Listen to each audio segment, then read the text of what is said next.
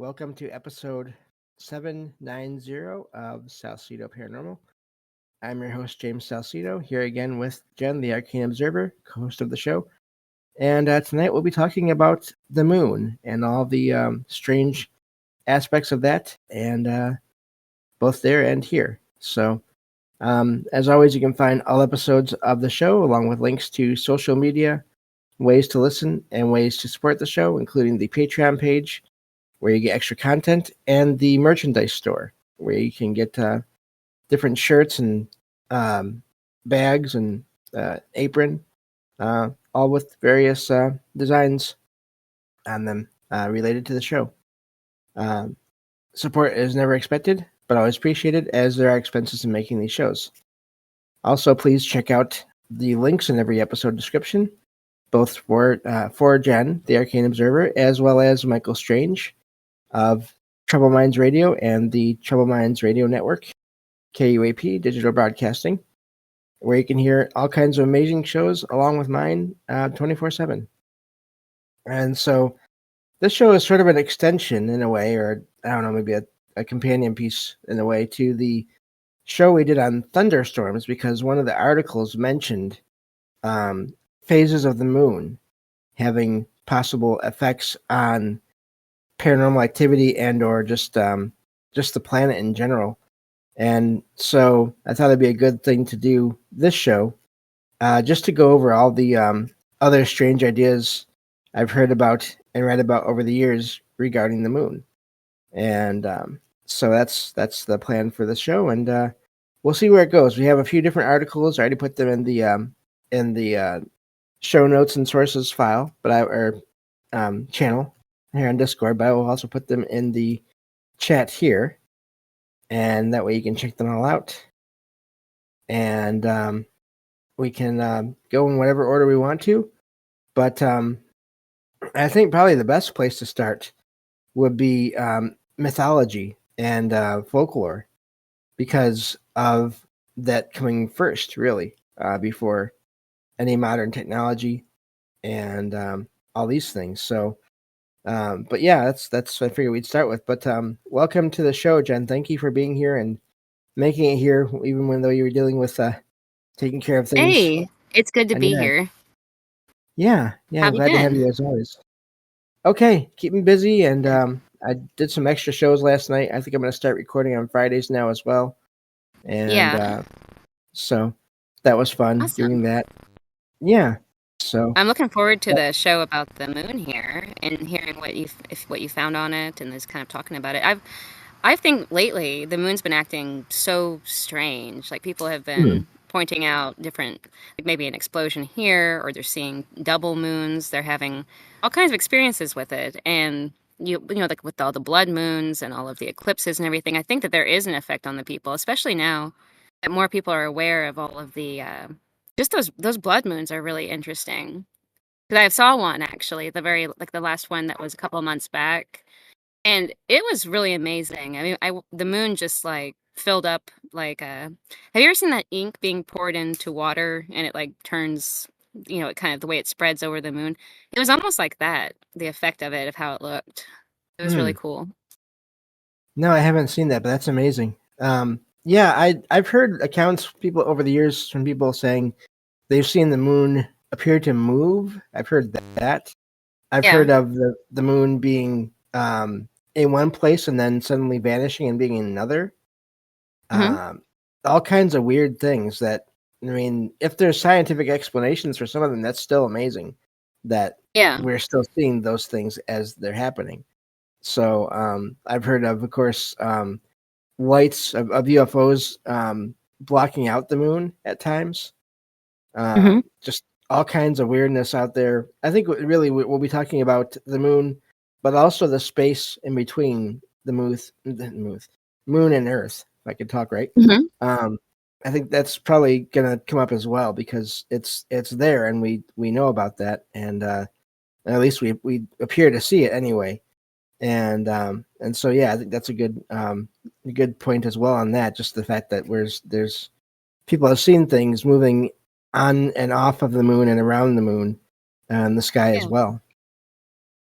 Yeah, wondering now if it's, is it actually occupied? Is it hollow? Does it ring like a bell? I mean, it's a major enigma about just all the different theories about what it, besides the I guess the scientific understanding of what the moon is now. In the past, they believed that it was inhabited. There was a moment there where there were a lot of articles at like the turn of the century about the moon being inhabited by these like winged figures and just all kinds of wild ideas. And that I've heard of it being a projection. There's some type of projection of some other surface. It's strange too because there's the dark side of the moon, and so there's this whole feeling of like that we don't. It's a mystery, and then the cycles of the moon and how how we one of the very first good ways of telling time and was utilized. I mean, I think the first, if I'm not mistaken, I think some of the first calendars were all lunar calendars Hmm. for a while. That's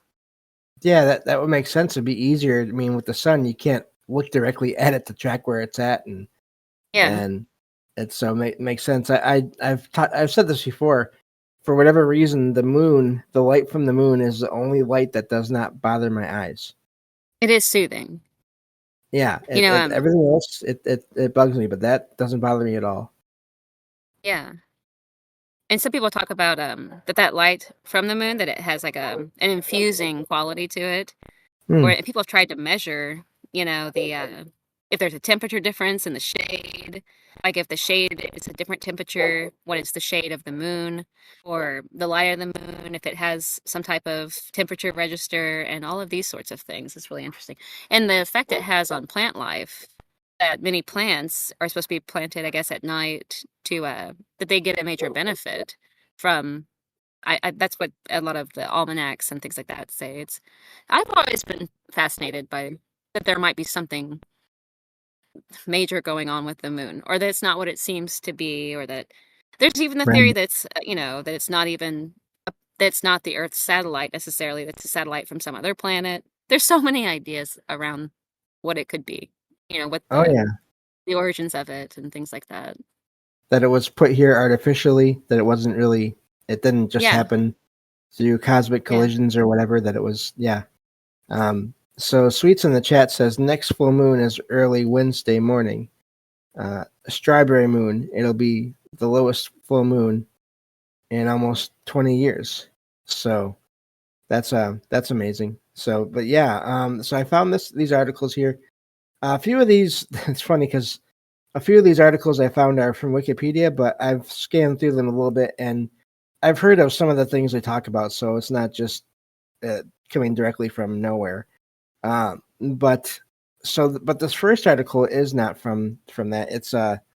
It's from myth mithfolks.com, and it talks about how for centuries people around the world have looked up at the moon and seen more than just a glowing rock in the sky. And it says talks about the man on the moon to the blood moon omens, and Japanese moon deities to Scandinavian lunar legends. So these are all things just around the world that are talked about. So apparently, in global mythology, the moon has been considered at different times a deity itself, which is fascinating. We've talked about that before, the idea of the planets and the sun and everything being alive in some way, aware in some way. And so it talks about the moon as a god or goddess. In ancient Greece and Rome, the moon was personified as Selene or Luna, a goddess that drove her silver chariot across the night sky. Uh, it says see woman in the moon below, so that's a whole connection between those two figures. And over time, that role was partially merged with uh, Artemis, Diana, the huntress and protector of women. So you have these mergings, as happens in the world, different parts of the world, cultures meet and um, ideas interact, and all these things. So, and then it goes on to talk about Artemis a little more. I won't read this whole article here, but it talks also about Japanese mythology. There's a moon god that I'm not going to try to say the name of. But it starts with a T. It's Tsukuyomi.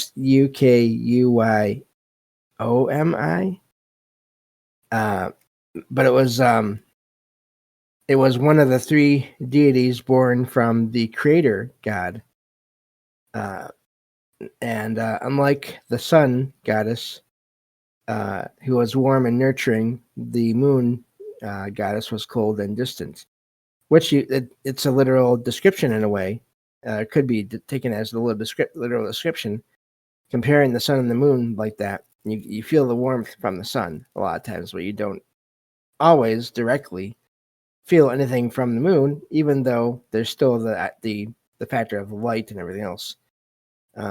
So there's all kinds of. This is a huge article here that we could go into, but talking about the man on the moon, the woman on the moon, also talks about other figures in the moon, and so yeah, there's this idea of it being inhabited as well. Also, I believe it was you at some point quite a while ago that talked about, and I didn't think about this now, otherwise I would have asked you beforehand, so you had time to prepare for it. But the time when people there was no moon, Right. and people reported that through cultures and everything. Yeah. If there's anything you can think of on that, I'd love to hear. But if not, I understand because I didn't prepare you for that either. Well, it's kind of part of that. It's part of the Saturn cult worship. So it's the idea that before the Earth had its present sun, the current sun, that it had a different star, that it had a different sun, that sun was Saturn, and that I guess there was a time period on the Earth where it was kind of in a plasma field that was sort of like a purple haze, and it was a perpetual light due to the positioning of the Earth. I'm not going to go into the whole mythos. There's a huge mythos with it. But at that point in time, it was just moving through the galaxy that the Earth was, and it was in a sync with Saturn. It was what do you call that? It's tidally locked with Saturn.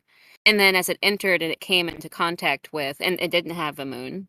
It was just with Saturn essentially, and there was a perpetual light, like a sort of low light, and that was actually a part of the Earth in that legend that never saw any light. So you could literally be walking across like a traveler essentially, and then there's like a darkness in the distance, and the light never shone on that part, and it was like a frozen wasteland of darkness. But then the rest of the Earth, though, was kind of kept at this moderate temperature. There was no wind, is what a lot of the theory talks about, that there was no rain, that all the water was coming up from these fountains from the ground, essentially.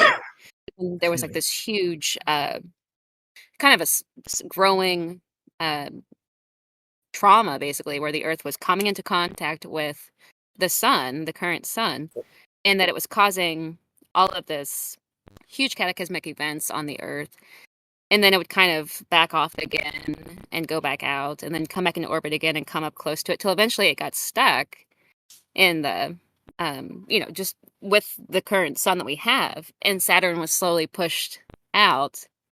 And that a lot of the mythos are actually talking about the battles, so to speak, of Saturn with Mars, or like with Venus and Mars, and just the planets having this sort of cosmic battle and what it was like to enter into the to being tidally locked with the sun, to being and with the moon. And then the moon appeared as the light of the sun, because the light of the sun, like it changed, it's different than a brown dwarf star, which would be like a purplish plasma field. As that faded away, apparently then they could start to see the moon. And there's some theories too that the rings of Saturn are from the oceans of Earth too, and that it's a huge. I think me and Mike did like a 3-hour show on it about Saturn. That was about 3 years ago, but yeah, it was, or no, it was probably about 5 years ago or something like that, a long I time ago. think yeah, But we were barely talking then. Like I remember yeah, we kind of we hadn't really gotten to working on anything together yet. So yeah, that's I mean that was amazing. kind of a loose, um, But the time before the moon was that time of Saturn, and that's where a lot of those mythical creatures and a lot of the ideas about where a lot of our myths are coming from, that they are sourced from this time, where, and that's where a lot of the Saturn worship comes into being significant, and why that still stands, and why some of the strange rules we have, and then the solar worship, how that came into practice. Initially, I guess the moon and the sun were seen in different ways. If you think about the darkness of the way that every day there's a darkness instead of there being constant light, the only light at night, if you're in constant darkness, would be the moon. And I Mm-hmm. think that for a lot of people, that would have been, that they would be very grateful for that. Because, I mean, if you've heard like the absolute darkness of no electricity and also just, and we're talking like um, Neolithic era and back, Right. like a long time ago, so Yeah. yeah. Yep. Yeah, and I mean, even with the once it did get here, the full moon having different effects on people. Just Yeah. with the way I think I've talked about this before with Mike and other people that we've noticed that when the moon is full, we don't always sleep the best. Like it's hard to That's sleep. true. Oh, I'm so Yeah, sorry. that's There's some okay. people walking by and so my dog is barking. Is that loud? Can you hear that loudly? It's not too bad. No, it's fine. Okay. It's Okay. but There's yeah, kids in the street. yeah. No problem. But yeah, so that's to me is amazing, and it's happened enough times where, because at night I'm here at my computer, I'm not really looking outside much, so it's Yeah. happened at times where I've had a rough time sleeping at night, and then I found out after the fact that it was the night of a full moon. Yeah. So That's it's not even interesting. like I could say I was influenced or power suggestion or what. No, like that didn't happen that way. So yeah, but there's this article here talks more about the full moon, and it's been linked to erratic behavior. The word, of course, many people have probably already heard about this, but the word lunatic comes from the Latin luna for moon, redirecting the old belief that the moon could cause madness. Now, I have heard too, as well, many people have, that people do act weird during the full moon at times in cities and things like that, where first responders just see an increase of cases where they have to get involved because of people acting strangely during the time of the moon. Um, Yeah. and that's it's fascinating, but also terrifying because then what else is going on in a way? But says that, the article does sort of take a more skeptical approach to this. But again, like I said, I've heard this enough from other people that have been connected to the whole first responder industry that they say there's something to it. They don't know what it is, but there's something to that. And of course, this brings us to the idea of werewolves, Yeah. um, and the whole idea of the full moon causing the person to turn into a werewolf, even though that's not always not the only source of that connection. I don't think I haven't heard that werewolves strictly happen because of the moon. There's different ways for them to be um, for that process to happen. But I would the really moon like does for us seem to to do a have. show on werewolves sometimes. Wouldn't that be fun? Yeah, we could do that. We could definitely do that. I Do it. also We've never another done that. Yeah, we haven't. I also another thing I want to do at some point is a show on black-eyed kids and people Would you like because to? That'd be fun. yeah. So I think we have a couple of shows coming up here. We got a couple of shows figured out what we'll talk Good. about, and we can do werewolves next since we're doing a moon show. Might as well do the werewolf show next. Yeah. So, but but yeah. So that also talks about this article from mythfolks.com talks about lunar eclipses, omens and warnings, and of course this is again things that science does explain now with the movement of everything in space and all that. Um, but even with that, the idea from the past, objects moving around in space and causing different levels of light or darkness, throughout history has been considered to be omens or warnings or at least signs of something. And there's this idea that all the objects out there and all the energy out there, it does have effects on us, even if they're not obvious or clear. And that's, of course, leads to the whole idea of astrology, I believe. That whole system of that, the multiple systems of that. I know there's a couple of different kinds. So, but yeah, so there's a lot there. There's this article goes on for quite a ways longer. So I definitely recommend everyone check it out. I'll include it in the episode description. But yeah, so whatever your thoughts are on that, Jen, go right ahead if you have them. There was something kind of relevant that'd be interesting too to talk about or think about, is that the moon used to be closer, that it used to be a great deal closer, and I think we've talked about a little bit. I don't know if it was just vicariously on Mike's show at some point or something, but that there was an effect from if the moon was closer, how it would affect the gravity of the Earth and things like that. How would that lend how would that lend to a lot of the mythologies in the past and a lot of the life forms and how that would change? And then the idea of the moon moving further away now, that it's quite a bit farther away now than it would have been, 1,000 years ago, and that it's progressively moving farther away. So that's kind of interesting too, I think, just the idea of that. Yeah, it is, and I've heard that even from scientists now, they're saying that the moon is actually it's moving away slowly. Eric in the chat, hello everyone there. I see you all in the chat. Eric says, and the days were faster when the moon was closer and slower as it moves away. That's fascinating too. Yeah, which may lend more to the idea of why there was so much. Maybe there was a lot more reverence for the moon because of that. Yeah, that also makes me wonder about all these accounts in the past of people living for hundreds of years. Yeah. Is it because the days were shorter? Could that explain that away? Or not away, but explain that. So that's also Right. another amazing connection as well. See, I'm going to have to look into that specifically. That's really interesting. Yeah, I hadn't heard that. Clear.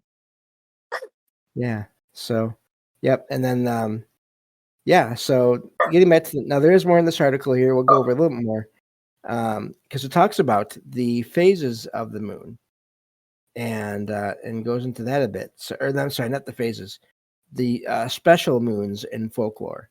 This is where we get into the different colors and all that. So it starts off with the blue moon.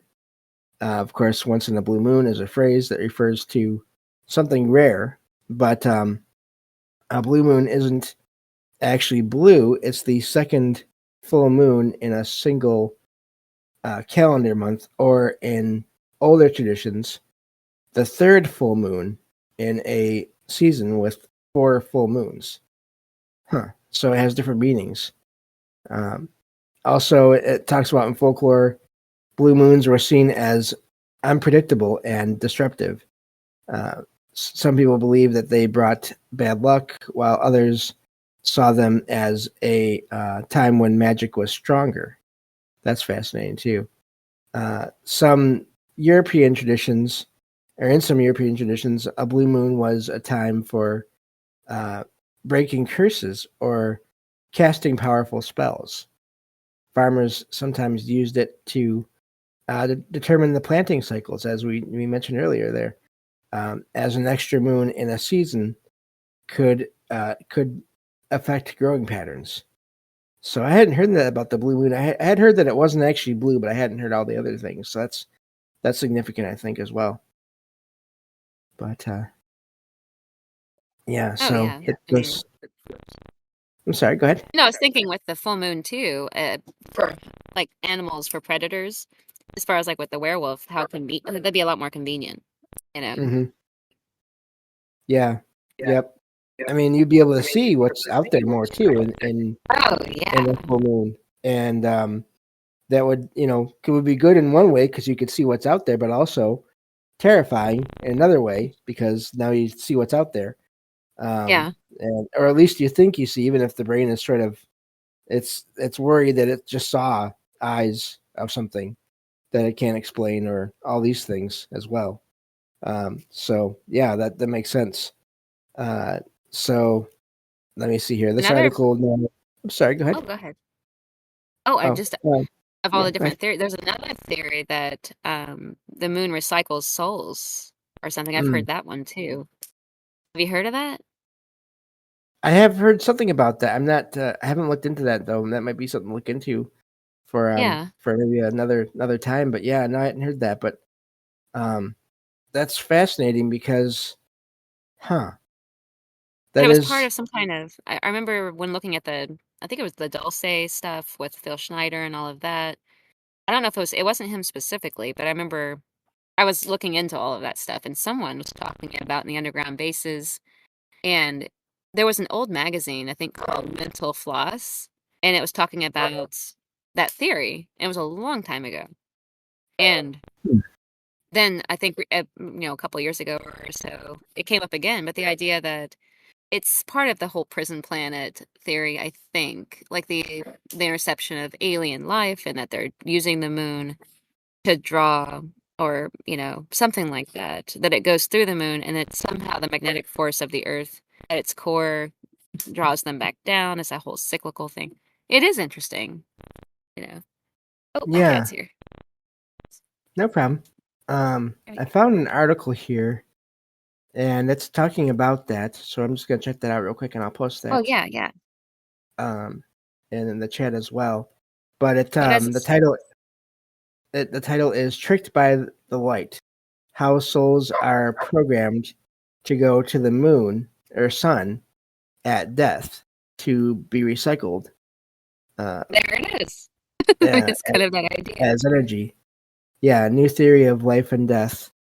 How to win. So yeah, this is an article on this topic, but I'll put it in the chat here, and you can check it out and go from there. But yeah, that's I mean, we don't know how that works because we're in our physical forms here. So um, and it's also makes you wonder because you have so many accounts of people that have visitations from loved ones that passed, but that's not happening every time, all the time, with everyone that we know that passes away. So I wonder if there's some way to delay that process or choose not to go there, to either of those places right away, uh, and make those visitations. But then it's really, yeah, it's complicated, I think, as Yeah, usual. But that's an amazing idea because then eventually these visitations often they do stop. So does that yeah, mean that they've moved on um, to be be put back into just the energy of the moon or the sun, especially the sun, I would think, and then come back out as a completely different, I don't know, soul in a way, which is really fascinating yeah. as well. Yeah, I mean, I've heard of that idea, and that it's extended, it's beyond the moon. Like, I've heard that it can go through all the different spheres, so all the different planets, that there's a sort of idea lurking around out there that, that each sphere, each planet has a different type of, I guess, what would you call it? Like a signature, basically. A sort of well, I don't know if you call it a frequency, but the soul goes through those many different phases, almost like the reverse of Dante's Inferno. Mm, It goes out through these different rings, so to speak, and or through these different spheres, and then returns, if it makes it through all of them.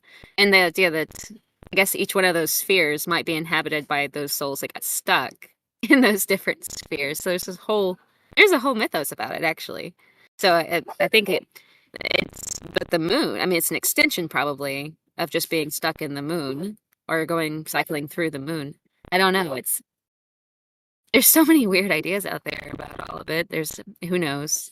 It's yeah, it's interesting how people have tried to make sense of the world around us and how they've done so, over time. yeah, yep. And so the next section in this first article here um, is talking about the blood moon. It happens during a total lunar eclipse when the Earth's shadow turns the moon a deep red. It says many cultures saw this as a bad omen. In Norse mythology, it says a blood moon was linked to the wolves. There you go again. Skull and Hedi, who chased the sun and moon across the sky. And then when the moon turned red, it meant that one of the wolves had caught it, and signaling chaos and the coming of Ragnarok, which is the end times story there, a belief there about how things would end.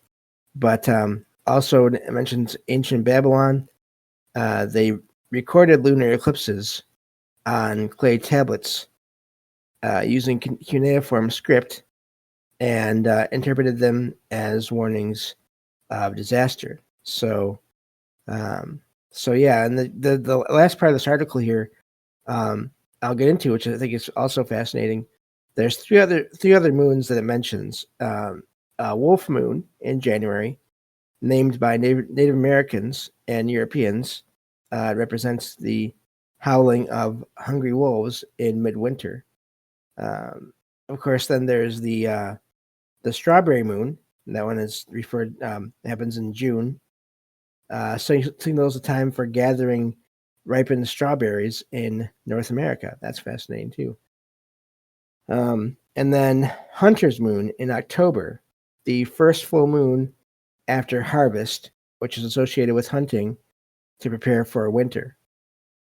So yeah, there's a lot more here. There's also, so this is a huge article. I didn't realize how big it was.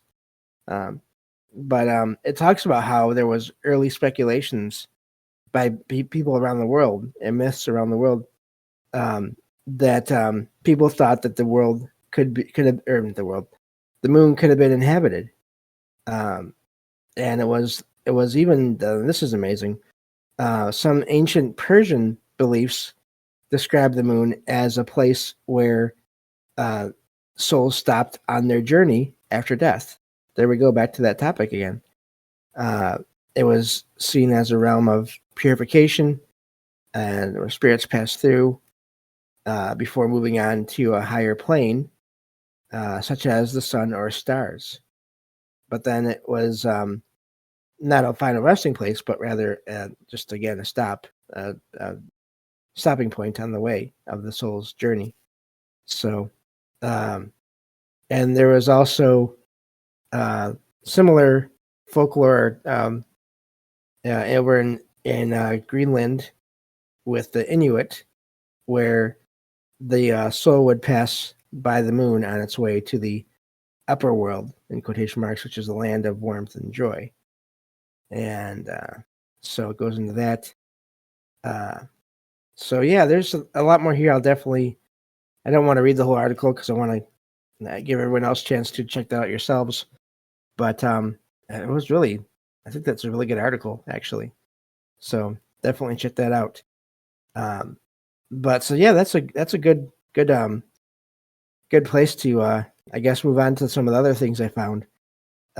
Yeah. Matt Salo says that the Sephiroth of the World Tree. Yeah. So yep. Yeah. So but anyway, so there's some of the things that you mentioned earlier, Jen, as well. Yeah. I mean, that's a very good article. I thought it's good. I mean, to cover there's so much about all of the different, I mean, not just like old ancient world lore, but even right now, the speculation about the moon landing, the speculation about, why haven't we colonized the moon, and all the rocks that they brought back from the moon. I mean, it makes you really wonder about, just, so even right, there's a whole lot of ideas floating around about it, and no clear, still a mystery. Or at least there's still a lot of doubt. People have a lot of doubt about the current ideas scientifically about the moon, or about what it is, or what it's doing as far as like the purpose it's holding. But in general, it seems everybody agrees that it's having an impact on the humans on the planet, and I would assume also the animals and everything. beyond just, the for navigation and things like that. But I don't know. I think it's just a huge topic, mystery. Yeah, and I did find again a Wikipedia page on the whole moon landing thing. Oh, To yeah. me, it's fascinating in a way because I didn't know if we'd get into it or not, but you might as well. You might as found well. something. Yeah. Yeah. And I have no real solid view either way because what I've Mm. noticed is there are people that feel strongly about, we did or we did not land on the moon. There's people that just they are positive of one way or the other. Yeah. And I don't have enough information, and I've noticed sometimes when people start talking about that in just open chats or whatever, things can get heated. And I'm not I don't hang around for those kind of chats. I just don't have that energy to deal with Oh, that. for sure.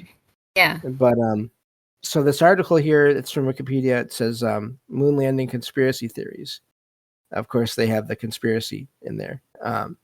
But these theories claim that some or all elements of the Apollo program and the moon landings associated with that were hoaxes staged by NASA, possibly with the aid of other organizations. I think even now I'm blanking on his name, but the guy that did the Shining movie, and Kubrick. I know his name, Kubrick. There we go. Yes, he the most notable claim it says of these theories is that the six crew landings, and that was from 1969 and 1972, were faked, and that 12 Apollo astronauts did not actually land on the moon. Says that various people have made claims since the mid 1970s that NASA and others knowingly tricked or misled the public into believing the landings happened by manufacturing, tampering with, or destroying evidence, including pictures and telemetry tapes. I heard about that where they were just deleted because they weren't needed anymore. So there's some kind of accident, but also radio and TV transmissions, and then moon rock samples. So They that's spilt coffee on it. I heard they spilt coffee on yes, them. that's Yeah. right. And then they wouldn't work anymore, so they had to get rid of them because there wasn't. Yeah, yep. So I don't know. I don't know what to make of it. I mean, yeah, I, I, yeah, I no, mean, from the information we have, I mean, I kind of think that they. I don't know. I don't think we're getting the entire truth of it. I don't think they did quite the way mm, that they say that they did. I'm not saying that mhm. they couldn't have done it, but I think that it's possible if they did do it, that they didn't record it, and that maybe the recording it was for the public because, of course, maybe they couldn't record if they did actually do it. So it's not to say that they didn't do it. Do you see what I'm trying to say? Oh yeah, That definitely. maybe if we're going to say that they did do it, it's possible that that recording was not of them doing it, but maybe, you know, they did do it. So it's possible. I'm Right, just saying I don't think that the recording itself that we have was their live feed of them doing it. You know what I right. mean? Oh, definitely, because I've heard that before that people have found issues with the television, the stuff that aired on television, Yeah. with shadows and things like that. So I can imagine that. I could definitely imagine any government agency, not even just NASA, um, making something to represent something they actually did, but not wanting to record or not wanting to That's share. sort of that's what I'm kinda You getting know, at, yeah. yeah, and not wanting to give out any information that other countries could possibly use against them in Yeah. any way. So Yeah. Um, yeah. So now there's the other aspect to this, and so this article does go on. You can all check it out. It's also pretty lengthy. But the other amazing thing about the moon landings and all that is the reports of people seeing buildings out on the moon or Yeah. structures, There's that. and then even craft moving around, and so all these kinds of things. Uh, So that's just amazing to me that there's this possibility of, here you have these old accounts of people thinking that there might have been people or other beings on the moon from ancient times of mythology, and then you have these relatively current events in the 60s and everything, where people say that they saw things on the moon that could indicate other beings there, which is really just There's the idea fascinating. that the Germans, that some, factions of Germany, World War II, that they went to the moon. There's the idea that they're still, maybe they have bases on the moon. There's the idea that the ancient astronaut sort of theory, but not really, that some of the, earlier civilizations, that they may have somehow found a way to go to the moon. And so there's a lot of stuff like that floating around. I love all of it. I think it's all Mhm. really interesting. But I am frustrated that there's not more. I mean, I'm glad that they're not going to colonize the moon. They haven't been doing that, making moon hotels or whatever.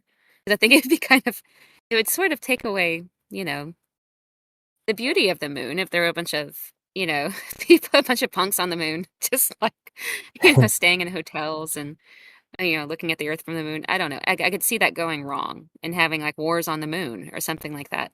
So I'm kind Yeah, of glad that they aren't, unless they are. See, there's totally the theory that they are on the moon. So there's that right. floating around. I think there's so much disbelief and so much distrust because people know, because when they release those CIA top secrets and all of that stuff and they have to FOIA report and everything, people are like, wow, I can't believe this was, hidden from the public, but they had to do it. So because of Hmm. that lack of transparency, there's a lack of trust about what they have or haven't done or what they're up to. So there's a lot of Right. theories floating around that they have already gone back to the moon, that they are actively, you know, doing something on the moon, perhaps in those craters or going inside of the moon.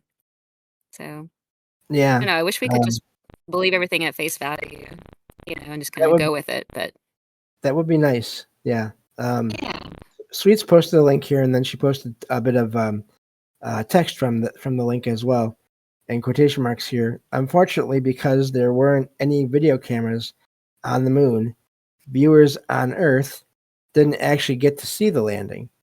Instead, they watched a simulation while listening to the real-time audio feed from NASA. So that's also amazing. That fascinating well, there idea we go. I that wish they would you have know told people that. Do you know what I mean? Like yeah, right out the door, right out the gate. yes. So there wouldn't be so many. There's a lot of argument about it, and that would have cleared up so much of all of the contention.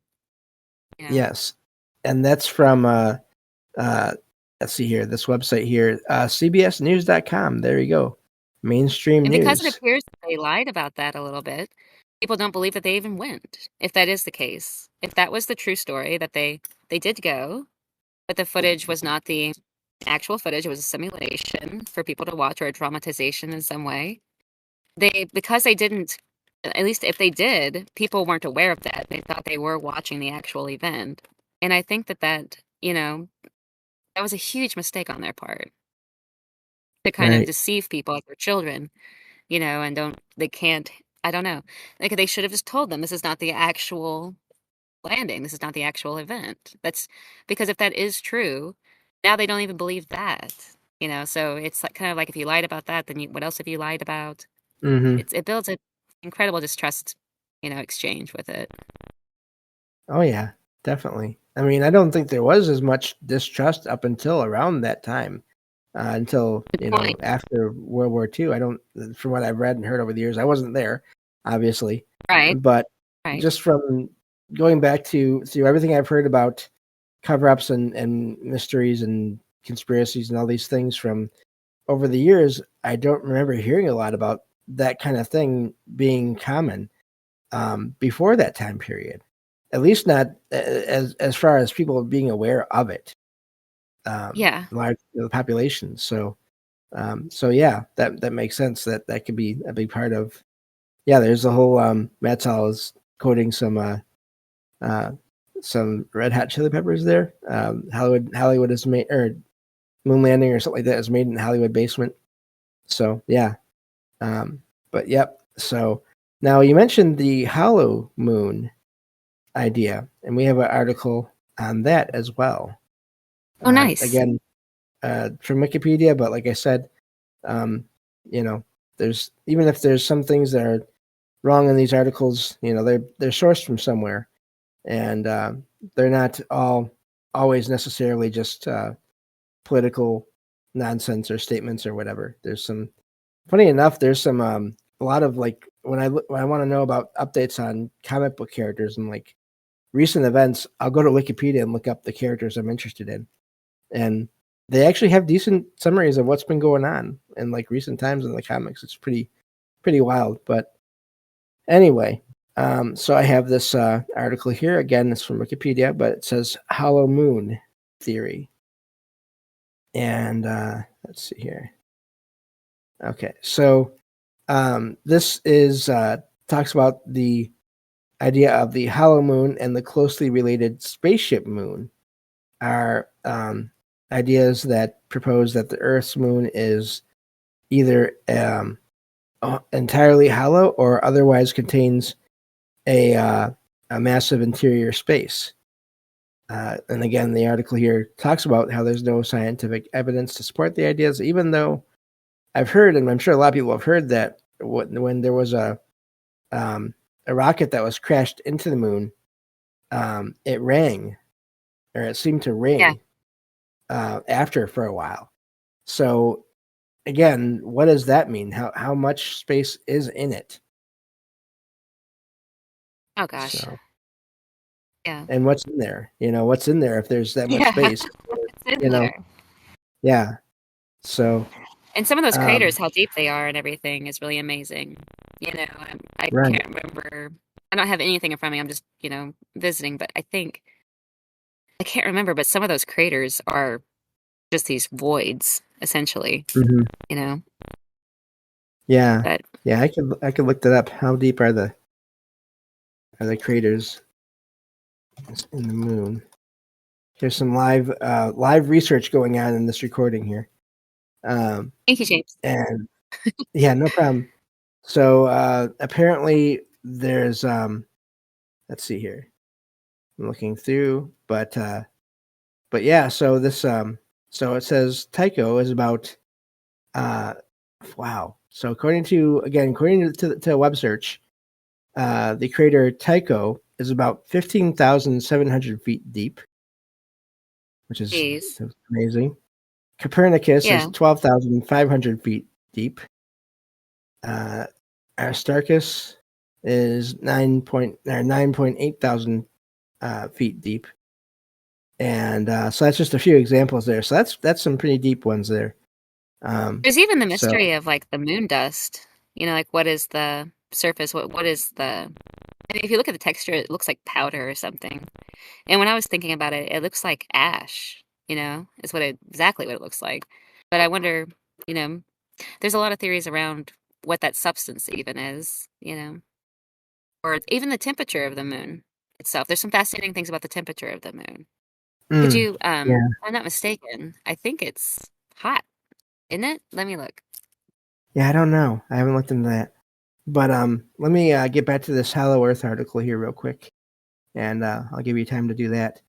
But or Hollow Earth.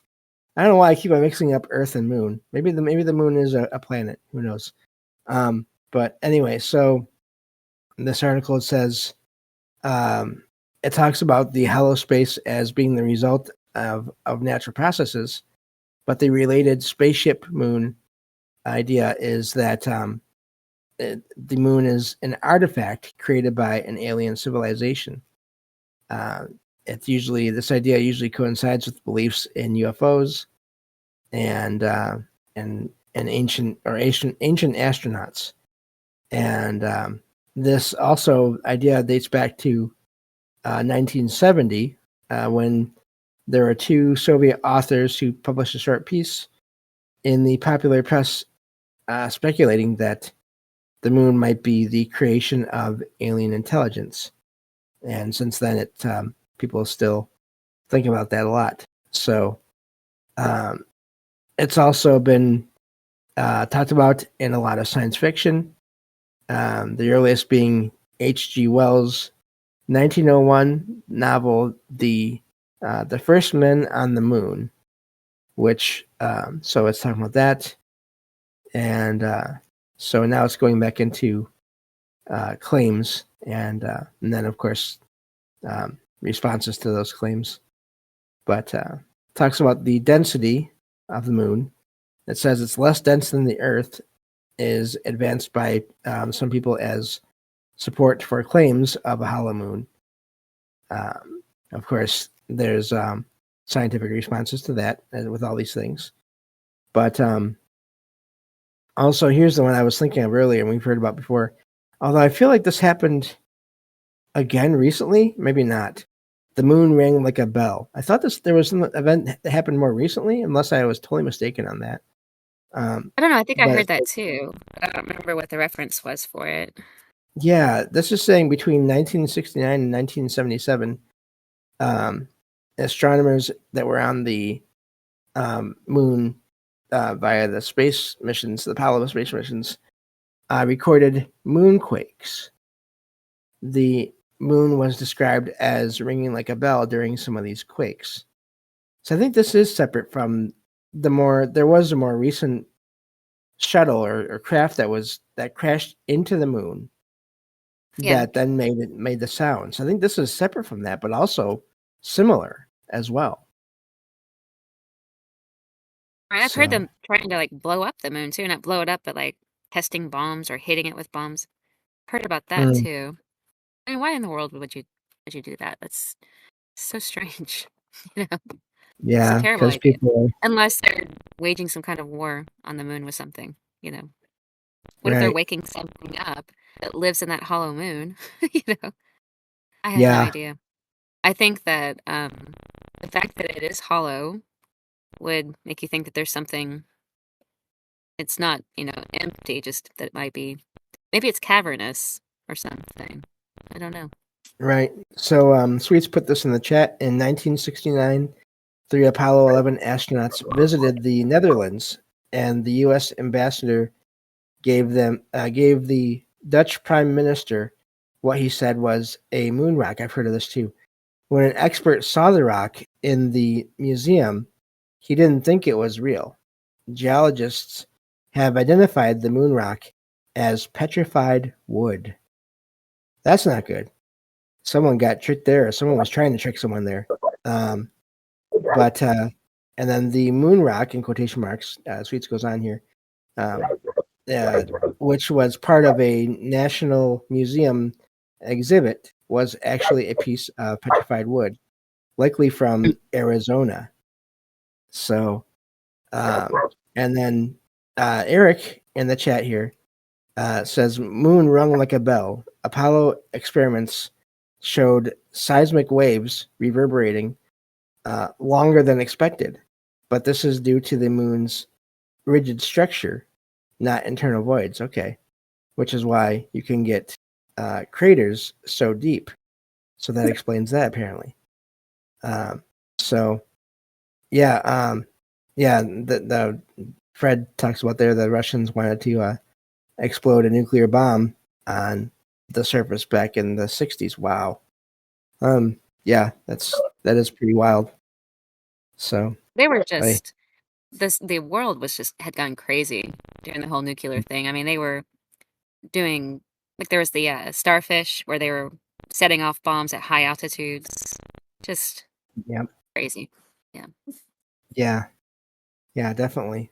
So so again, you can check out all these articles, links, and for more of that, I do have one more article that talks exactly about the whole UFO aspect of all this.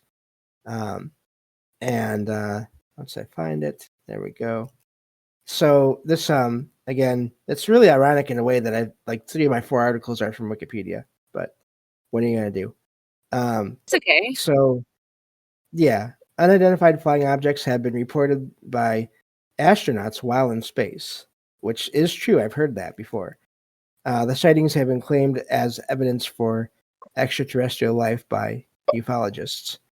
Some of these sightings, it goes into talking about how some of these are never occurred, apparently.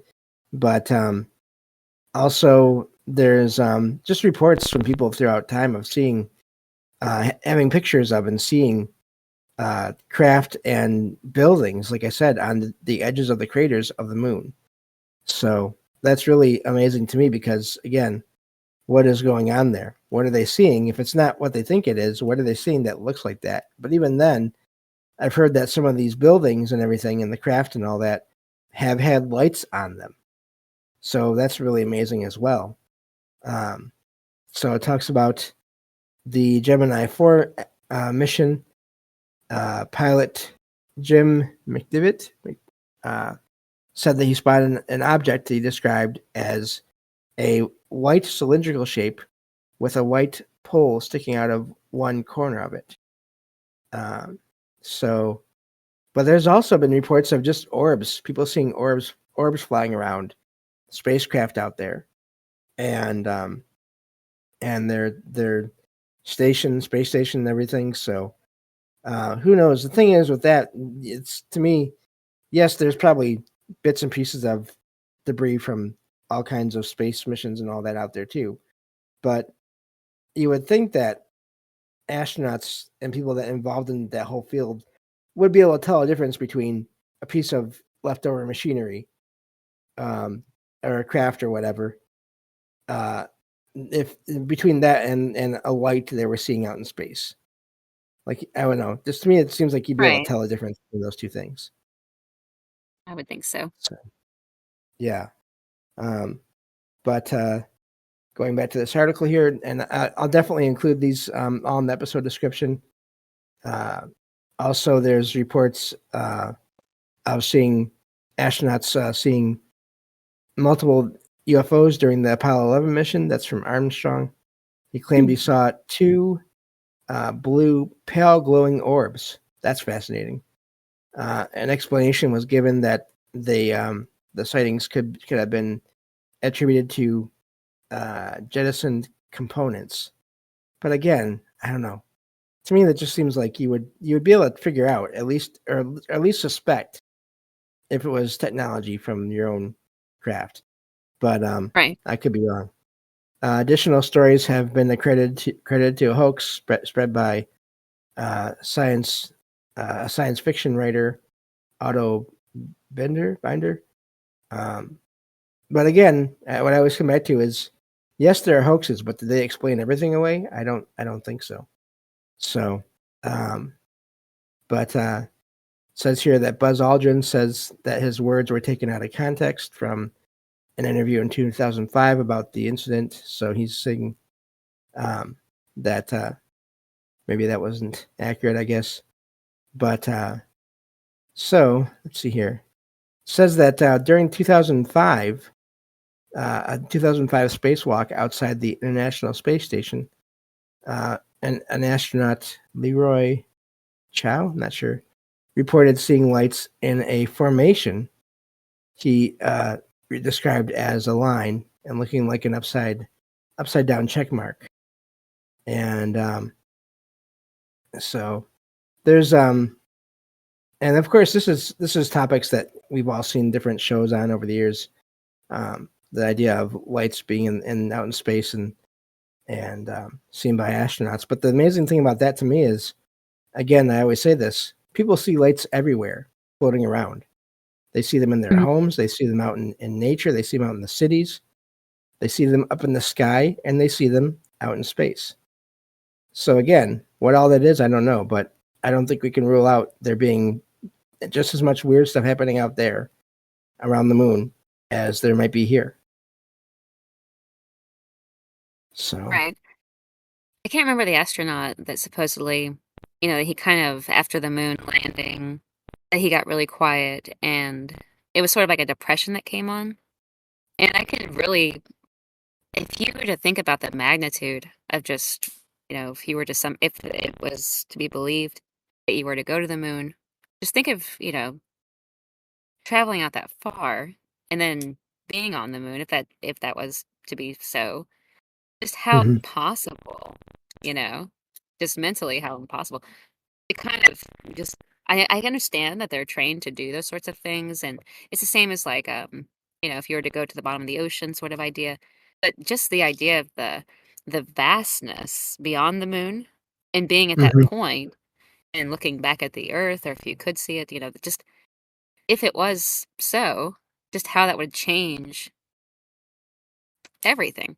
How it would change everything in the mind, about Mm-hmm. the scope of the whole experience of being alive, essentially. I mean, the impact would be huge. At first, I mean, unless you were if you were raised in a culture where, we frequently go there and it's, can be done.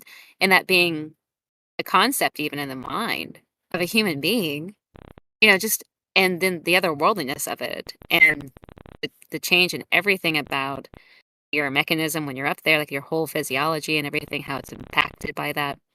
It'd be just such a ridiculous experience, as a human being to be out there on the moon. You'd be like, sorry, I got lost and I'm out here on the moon. Like, it just seems so weird, to be so Yeah. far away from the Earth. It's so strange. And then, I mean, that goes on to, going to Mars, other planets. Like, how long would it take for humanity to be like, this is normal that we, for whatever reason, for no reason at all, or for some kind of purpose, or traveling around in space, but going to the moon being that first sort of stopping point of significance, but just the impact on the mind, I think. I don't know. I can see how if he was being silent because he was covering something up, or if the magnitude of it was just too much to bear, it's not surprising.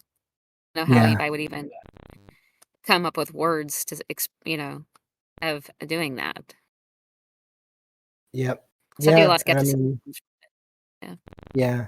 And just the way that, I mean, we've all heard about how the human body is just not designed to be out in space. A Yeah. lot of times there's effects on it that we don't even know that what they're doing to people yet, or we do. We're starting to figure out now, but it's not. It's still something that's being looked into, and Yeah. so I wonder about that as well. Um, I do wonder. I mean, those people that said they've seen astronauts said that they saw cities or craft out there on the edge of crater. My mind keeps on going back to that because what could be mistaken as that? Then if that's the case, and then that's something we need to know for people in the future, wherever they're going, to be able to say, well, that's just an illusion caused by whatever. But if Hmm. it's not, then where are those? Are those still there? And is all that being sort of covered up or kept hidden because of Of the course. implications of it? Um, Yeah. and that, of course, brings up the idea of secret space programs and people going there without the rest of the world knowing. So it's hard to know. But yeah, I think that's a probably a good place to end this episode for now, and then we'll get into werewolves next time. And I was going to that say should be werewolves next time. Sounds yeah, good. yeah, that'll be Yeah. good. And Awesome. also for everyone here in the chat that's listening, we have our trick or treat show happening after this. So if you have any thoughts or comments or ideas on this topic, you're welcome to hang around and call in if you'd like to. So, but Jen, thank you for being here as always, and I will talk to you again soon. Thank you, James. I had a great time. Thanks. No problem. Thank you. I did as well. And yeah, I love these topic-based shows, especially when I don't have to do them myself because it's a difficult thing to do at times. But everyone, thank you for being here, and I will talk to you all next time on Salsido Paranormal. Take care.